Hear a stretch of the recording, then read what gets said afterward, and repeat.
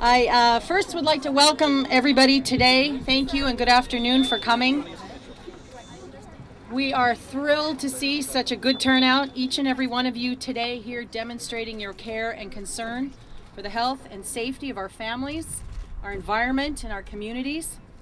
As you may know, coastal communities around the world are being targeted by international energy companies who are attempting to industrialize our precious natural coastline and beaches by building vulnerable and potentially dangerous liquefied natural gas terminals.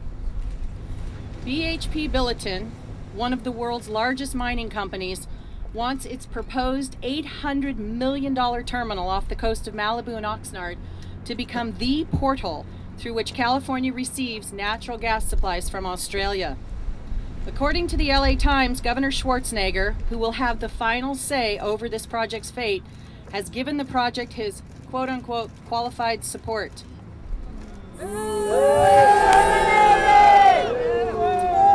here to tell you that communities such as Humboldt County, Vallejo in California, and Long Beach recently have defeated proposed LNG projects, and we can too.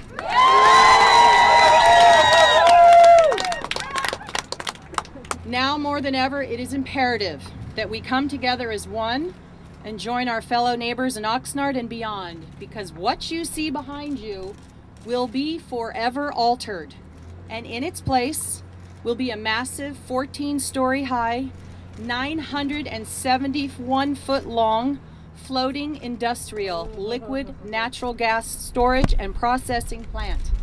It will operate 24 hours a day, 7 days a week, processing about 800 million cubic feet of natural gas daily, fed by a continual stream of tankers from foreign countries.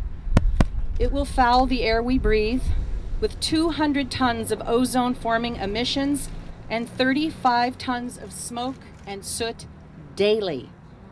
It will degrade our beloved ocean with its discharges.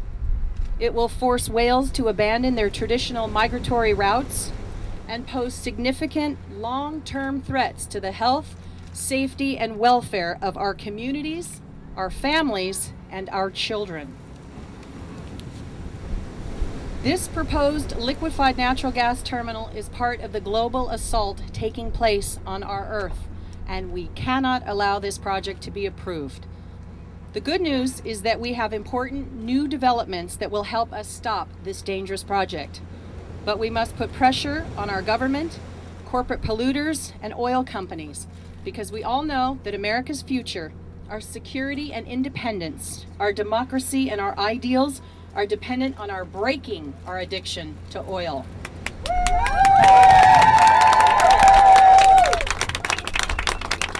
Thank you. Representative Waxman has launched a federal investigation into the EPA's unjustified and unsupported reversal that would not require BHP Billiton to adhere to the Clean Air Act. The Clean Air Act protects us, not just our air, but our land, our water, our forests, wetlands, watersheds, and perhaps most significantly of all, our health. As we all know, the health of our human bodies is inextricably linked to the health of our environment. Full implementation and compliance of the Clean Air Act would save thousands, if not tens of thousands of lives each year and vastly improve the health and quality of life for millions of Americans. Senator Boxer and Representative Lois Capps have launched their own investigations to determine President Bush's and the White House's role in attacking California's long tradition of environmental protection. We are fortunate to have Assembly Members Brownlee and Nava joining us today, as well as Assembly Member Lloyd Levine, who is here today to announce his strong opposition to BHP Billiton's LNG terminal. He would like to tell you how he was misled by BHP to believe that this was a clean and safe project for California. It doesn't take an environmental journalist to know that this project is not safe, and it is not clean, and it must be stopped. Yes.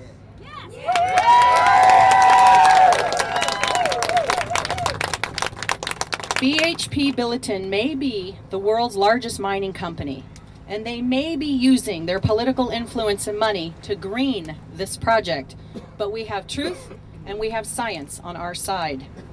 I'm grateful that so many prominent organizations, including the Natural Resources Defense Council, the Sierra Club, International Fund for Animal Welfare, California Coastal Protection Network, as well as our friends from Oxnard, our city council members, our mayor, and our elected representatives at local, state, and federal levels have expressed their overwhelming concerns about this project.